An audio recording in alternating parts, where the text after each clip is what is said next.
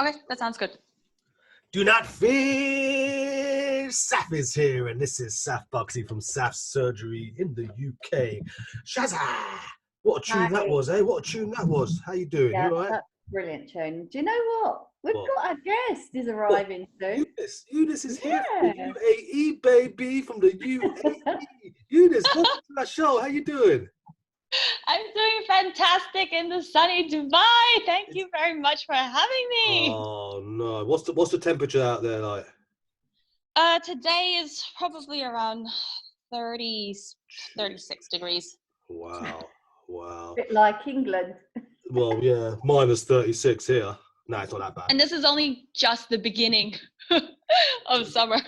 So have you always lived in Dubai, Eunice? No, I'm actually based in Hong Kong. And after I got married to my husband, he's with Emirates. I moved to Dubai to stay with him. And so now I'm working. I have the laptop lifestyle. I'm working from my laptop. Yeah. And as long as anywhere there's internet, I can be connecting with my clients. Well, and that's what we're doing today, because you know what? We're not in the studio ourselves because of this lockdown. So we're doing interviews, pre-recording interviews. So guys, this is not live at the moment, but by the time you hear it, it'll be Sunday night at 7 p.m. in the UK. What time is that in Dubai? Go on, Shazza. It's 1:30 right now. It's 1:30 right now. So yeah, Shazza. I was just wondering, what's it like? What's lockdown like in Dubai? So we need to be making applications if we want to go to buy groceries. We could still visit pharmacy, buy food supplies. But other than that, you're not allowed to roam around the city. Like restaurants are not open, no entertainment facilities.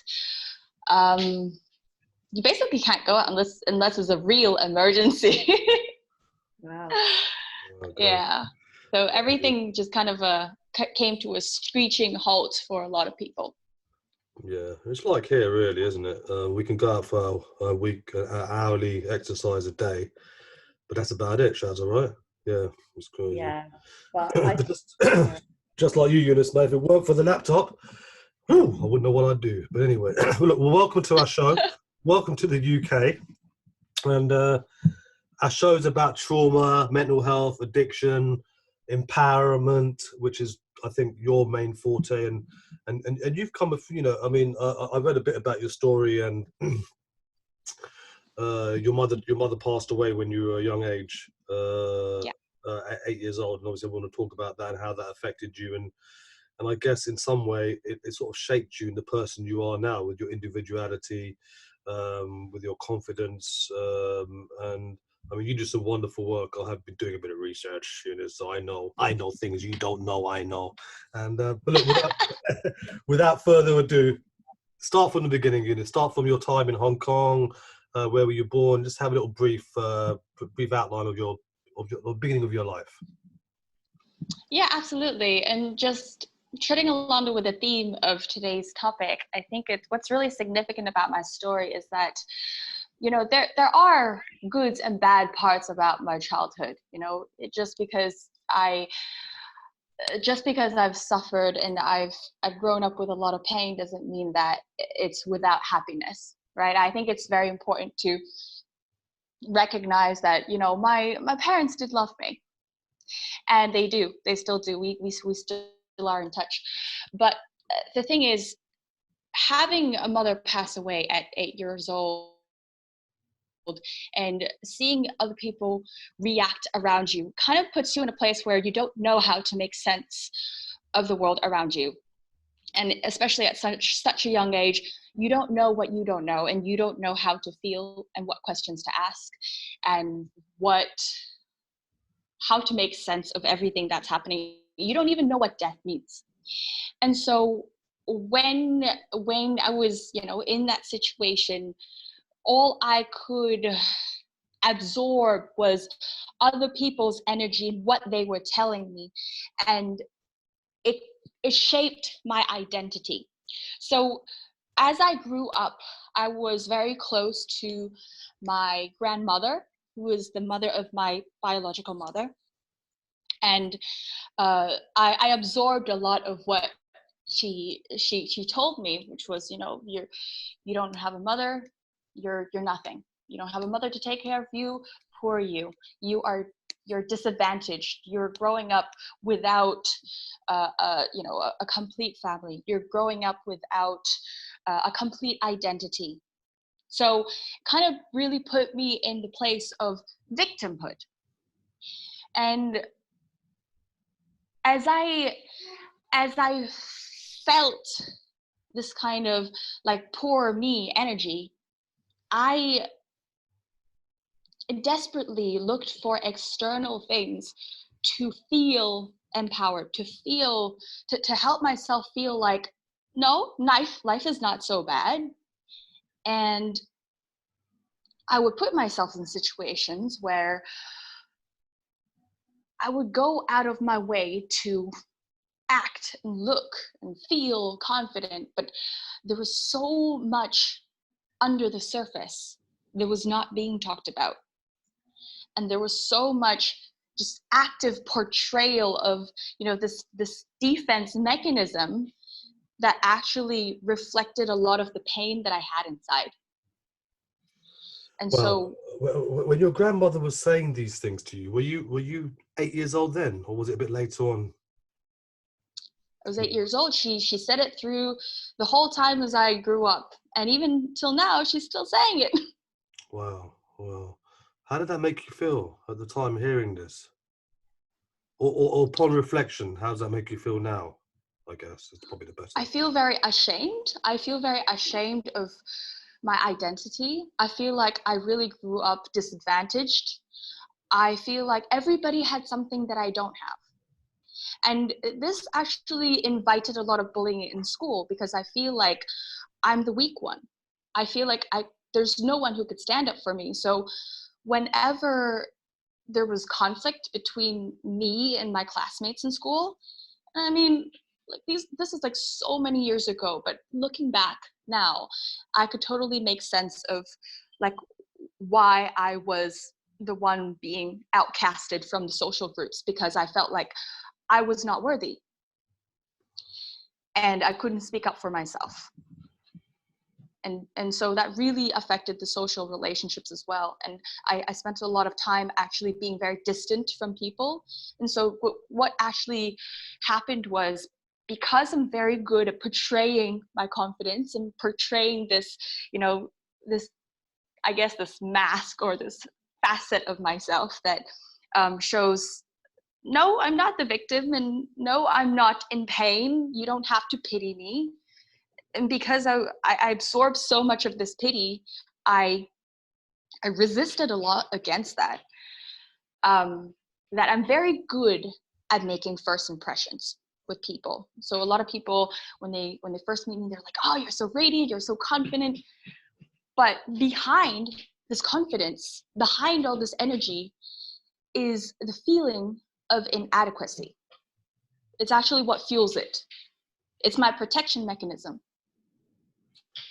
It's Shazo, it's like, so did you have a mother figure growing up that you could look up to? I mean, I know you said your grandmother was there, but it seems some of the things that she was saying was not something that a young child needs to hear, in my opinion.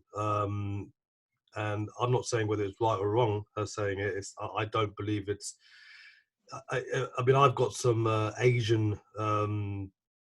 heritage myself, and the way their thinking is different than ours today. But my question to you, Eunice, did you have a mother figure that you could look up to growing up? Or, yeah. And it could Not even be the one teacher. specific person. No. So. Not a specific person. I gathered my opinion of what motherhood is, or the mother figure is, from just different bits and pieces of what I can gather. So how's your relationship with your father? He's very protective. Oh, actually, let me backtrack a bit. Yeah. I do have a stepmother. Okay, so how old were you when the stepmother came on board? And I say that respectfully. So it's very interesting because the dynamic of a family, we try to keep everything picture perfect. So this is very interesting because the more I feel like the more you try to keep things picture perfect, the more you try to just work on the, external, the more the internal gets ignored. It gets brushed under the carpet. So when they remarried, I was 10 years old. It was only 2 years after my biological mother passed away. And as I grew up with my stepmother, she lived with us. She lives with us. And we were told to call her mom. So there was no discussion. There's no asking like how we feel about things, how we feel about her involvement. It was just, this is your mom now. When you say we, I'm assuming you have siblings. Yes, I have a younger brother who's a year and a half younger than me, so we're very, very close. So he was 6.5 when your mother, you said biological, but I'll say your mother when she passed away. Okay, so you and your younger brother were sort of forced to call your stepmother mother. Yeah. Did that come easy to you? Because you were still quite young, but the thing about me is that I'm very adaptable. I'll do anything anyone tells me to as a kid. I'm very I've got that very people pleasing behavior. So if it means that it keeps people happy, then as a young child, I'll know just to follow the instructions and just call her mom. Part of me resisted against that inside because, even as a child, you could feel someone's vibes. You could feel, if someone loves you. And there was just, there wasn't that kind of maternal touch. It was, she doesn't have any children of her own, so she's very distant from children. And a lot of times, when she really tries to be involved with the family, be involved with raising us up, and she has all, bless her, she really has all the best intentions. I could really understand her, now looking back, but I'm pretty sure she had some degree of challenges and struggle as well. But we were very disconnected, and the discipline part was the hardest part because, I'm like, who are you to teach me? Who are you to tell me off? So it was that kind of energy, it was a lot of resistance. Yeah. Okay, well, look, thank you. We're going to take a little break now, and when we come back, we will continue. Do not fear, Saf is here, and this is Saf Buxy from Saf Surgery. We have the wonderful Eunice here from the UAE, baby. She's from the UAE, man. I love it. And we've been talking about Eunice's childhood and the tragic loss. And in fact, I haven't even asked how her mother passed away. But either way, it was way too young, it seems. But then she had a stepmother who came into her life very, very quickly, which was a different experience for her and her younger brother. Were they made to call her mum? I guess they were. But obviously, the maternal bond would never have been there. But she tells us that her father was quite protective over her in particular. And she experienced some bullying at school as well, which I want to actually talk more about, if I may.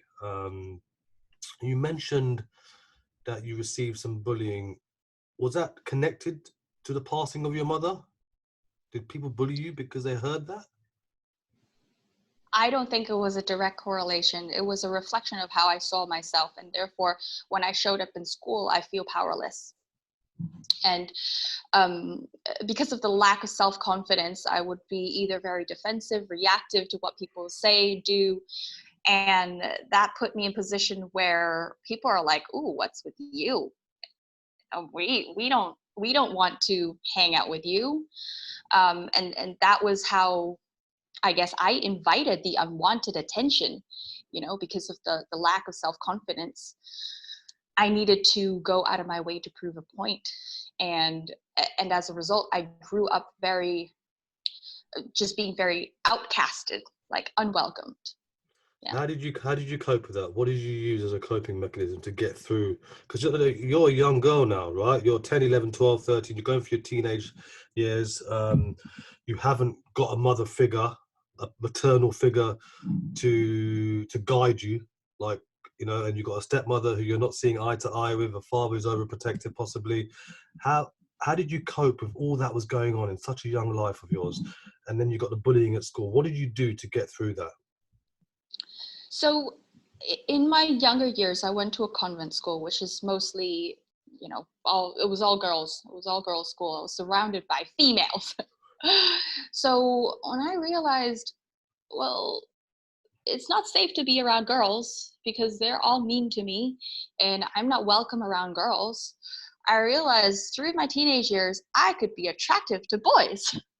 So this is where I made sense of what I possibly could. And I tried to piece, 1 + 1 equals 2. And I'm like, if I can't be welcome here, I can be welcome there. Yeah. And so my need for that external confidence came from getting validation from men or from boys. And so I became a serial dater. Oh, That means I've never heard that before. a serial dater. So what does that mean? Going through boys like Kleenex and tissue. Wow. So was it a new date every week, or I mean, how was it, or did it last a bit longer than that, or what's a serial dater? Because a serial killer can be 7 murders in a year. Is a serial dater 7 dates or more a year? It could be a few boyfriends at a time. It could be a few, conversations, a few tabs. Basically, my mind just has so many tabs open of like all the guys that wanted to line up to talk to me. Oh, wow. And maybe I was just being delusional. Maybe I'm just making this up, that I think that I'm so desirable, but that was the image I wanted to create for myself because I wanted to feel confident. I wanted to feel empowered. The only way I could feel empowered is if I know that people want to talk to me.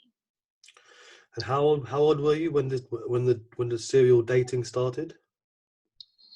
Was maybe 11, 12. So it's quite young. And wow. So see, Shazza, what do you make of that? Because I think it's I can see why one would do that, because obviously with the female convent school and what you're experiencing there, and obviously the passing of your mother at such a young age, I can see you wanting love and attention. Yeah, unfortunately, the person that probably should have led her in the right direction and become the mother figure was her grandmother, and she did the opposite. Unfortunately for Eunice, it was she gave her negativity instead of positivity, which is probably what shaped her to become the serial dater. She needed love. She was still after it. And did your father have any idea you were engaging with so many boys on a regular basis, whether it be by phone or internet or dates? Oh yeah, he would learn through the phone bills. Yeah. There was international calls, international texting. Wow. He started looking into my account because I was just giving too many clues away of like all the people that I'm talking to. I had every intention of hiding it, and he would always know that I'm trying to sneak around, sneak around. How would he react? So there was a lot of punishment involved. There was not a lot of like, I guess, loving language that came into the discussion, and it made me feel very bad about myself, and it made me really resist every conversation I have with him. I hated him so much at a point because I was like, this is the only one thing that can make me feel better. And obviously I was not cognitively thinking of this, but I was impulsively drawn to this behavior because that was the only thing that made me feel safe. That was the only thing that made me feel accepted. How dare he take away that from me? And so I felt like what he wanted for me was not in my best interest, was not for my well-being. How's your relationship with him today? My relationship with him today is we're in harmony. I'm married now, so there's no much of that restriction. But all the way up to my marriage, even all the way up to my wedding day, it was him always imposing his rules, his values, philosophy on me. And, you know, this is coming from a very strict, conservative Asian household. So for him, this is his reality and this is normal. And so all the way till the point of my marriage, or till the point of my wedding, there was a lot of tug and pull from between both sides. Yeah. And your husband's side won. Sorry? Yeah. Your husband's side won, which is great. You know what? I don't know about you, Shazza, but to me, you come across so confident and so charismatic and so bubbly and so lovely. And after hearing very briefly about your teenage years, it's amazing. And I haven't even heard, you know, your early 20s yet. I mean, how old are you, Eunice, by the way? Because you look quite young already. I'm 30.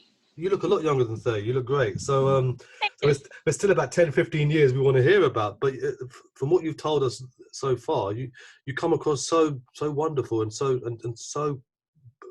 flamboyant, and the charisma. What do you think, Shaz? Is it just me, or is it? I do agree with him, and he obviously never got told that he must never ask a lady her age. Yeah, but it's better than me asking how much you weigh, right? Absolutely. Yeah. Exactly. If you've got a choice, Shazza, how old are you or how much you weigh, what would you rather have? Actually, at the moment, how much I weigh. Can we ask after quarantine? You know what? You're right. I'm scared to wear my... Anyway, that's another story. No, so you really do come across... You seem free to me at the moment. You seem a sense of freedom in your life. But when did things start changing? Because you were dating throughout your teenage years, as you call it, a serial dater. When did things calm down, or did anything significant in your life happen, or was there a boyfriend in particular that you became quite serious with? Anything you want to tell me there that was significant in your life? So my dating patterns actually was still very toxic all the way up until I met my current husband. He, I believe, is the only person that has his heart so wide, his heart so big that can contain all of my fears and insecurities. And everyone that I dated up until then was just a reflection of my pain. And I attracted all of them into my life because I allowed them to stay. Before I met my husband, I was in a 7-year relationship where it turned toxic because I couldn't put boundaries. I didn't have a sense of identity, and my identity was a people pleaser. So Is this back in Hong Kong? Yes, this was back in Hong Kong. So my identity was a people pleaser. So I was never asked what I really want. And that also probably came from me not establishing what I want, not really getting to know myself. And the only opinion that I have of myself is I am easy to be liked. So I will do anything to make people like me. I will be very, chirpy, bubbly, and friendly, so that people would welcome me into their world, so that I could feel accepted. And so this showed up a lot in my 7-year dating relationship with my ex-fiance, because at one point I was engaged to him. It seems like that relationship went on longer than it should have. Absolutely. I lost myself. There was no room for me to grow my identity, and I did not have a wake-up call at any point that it was important to find myself. When you say toxic, do you want to, I mean, of course you don't have to go into it deeply, but do you want to say why it was toxic, or some examples why you would say it was a toxic relationship, and after saying that, why couldn't you get out? I believe it was toxic because I allowed it to be so. So obviously, you know, when two people come into a relationship, I think he has his own share of fears and insecurities that he has not dealt with. He also has parents that are very overbearing. When we would come into a conflict, he would be quite defensive, and it got to a point where, as we were planning the wedding, I realized his dismissive behavior, the way that my opinions don't matter, that made me question, can I really see this person holding my child in the future? Like, no. You know, and that was like a huge wake-up call for me. It was the wedding that sparked me thinking about, okay, what is life going to really going to be like after we get married? I'm going from one home to the other, and I'm going to be living with this person. And if I feel like my feelings are being dismissed, my feelings are invalid, and I'm not allowed to be who I am or try to find myself, then, and if there's no room for that, there's no encouragement for, hey, Eunice, what do you want? You know, what do you want? If there's no room for that, then I will be lost forever. That took you 7 years to work that out? Well, it took me 7 years, but the wake-up call actually didn't come until after the engagement. There was no need to, because I was living a very happy life being accepted by other people, right? So the wake-up call didn't happen until after I met my husband from a family vacation while I was engaged. And at that point, I was like, oh my God, this gentleman wants to get to know me. He cares about me. He asks me about how I feel, what I want. I've never been asked about this before. I don't know how I feel. I don't know what I want. Was this vacation in Dubai then? Just out of interest. This vacation was this was in Russia. And Russia? yeah, he works at this airline, not to be named. Yeah. But we met on the plane, and he's crew. Oh. So we met while he was working. Oh, beautiful. So wait, so you're on vacation with your fiance? I was on vacation with my family. My fiance was planning the wedding at home. Oh, right. Okay. So, so that's a lovely story anyway. And so then you realize that, wait a minute, someone's actually asking about me. Do you know what I mean? It's not all about them anymore. It's about me. And someone's actually coming from a place of love, actually caring. Wow.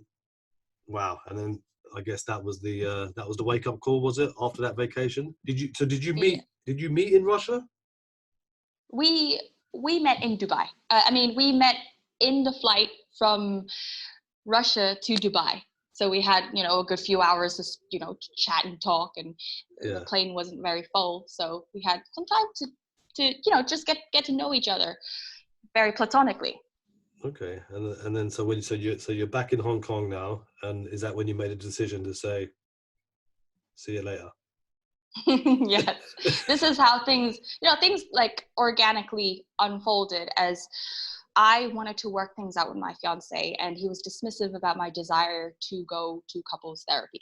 He was not welcoming to that idea. And then I realized, why would I be with someone who doesn't want to for me, that was effort, right? And if you're dismissing my idea of how we can get help together, then that's a pretty big red flag. So that's when I made the decision. There was also, another wake-up call from my friend asking me, like, are you happy?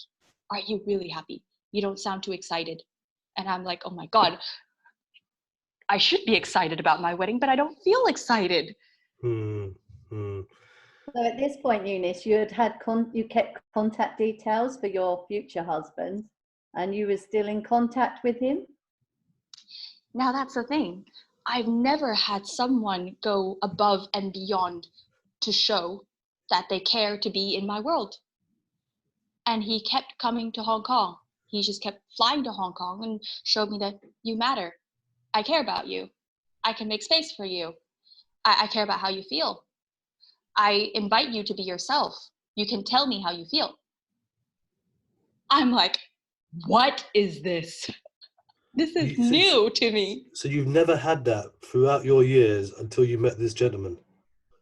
Not even from family members, obviously not from your grandmother, not from your stepmother. Father was overprotective. You probably didn't receive that kind of attention. So this is like the first time in your life you've ever received someone who actually came across like they cared. This was the very, very first time I encountered anyone who told me that my feelings are important. And actually, just to fill in the gap and to make the whole picture more cohesive, and just to make sense out of all of this, there was a huge part of me that couldn't feel pain because I shut down my feelings. And so from the fear and insecurity, I seeked out for confidence. And so it was the confidence that I always craved. I always wanted to get, I always wanted to just display a more powerful version of myself. And so I couldn't feel, there's a lot of things I couldn't feel. And it wasn't until this moment where I met this man who asked me, how do you feel? My mind was blown.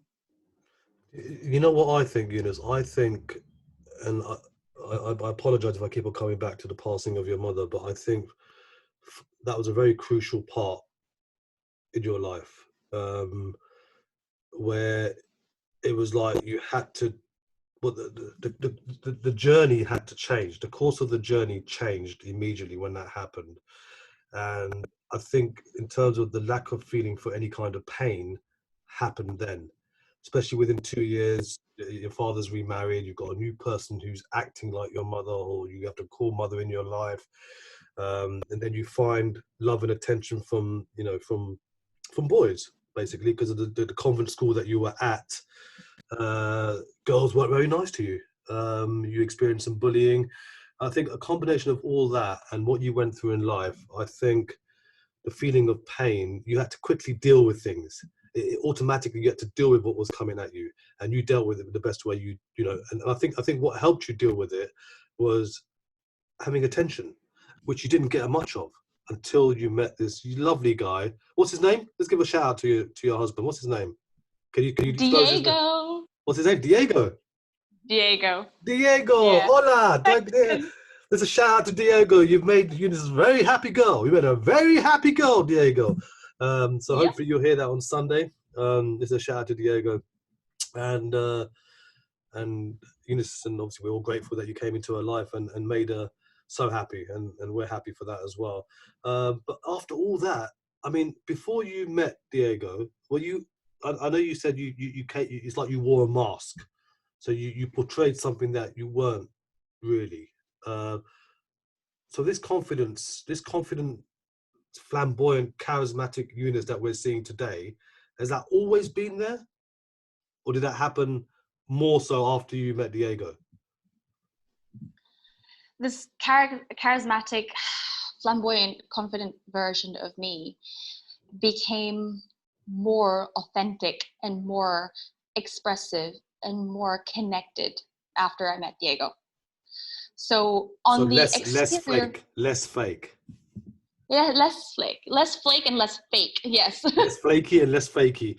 Flaky. So okay, so I get it. So you now, the mask has come off, and now the real you, the genuine flamboyancy has come out since you've met, obviously, your husband today, Shazza. Yeah. Shazza. Diego sounds like a pure gentleman, and I'm Yes. really happy that you met him. I too met a proper gentleman, and I'm lucky to have the same peace in my life that you've got now. So She's not talking about me, Eunice. That makes a difference. Okay. Too. No. Good to know. Diego doesn't sound like an Arabic name. No, Where's he he's from? Mexican. Mexico. He's from Mexico City. Oh, don't get Shazza started. She just came back from the Cancun before the lockdown. She absolutely loves Mexico. And Oh, Acapulco and Cozumel.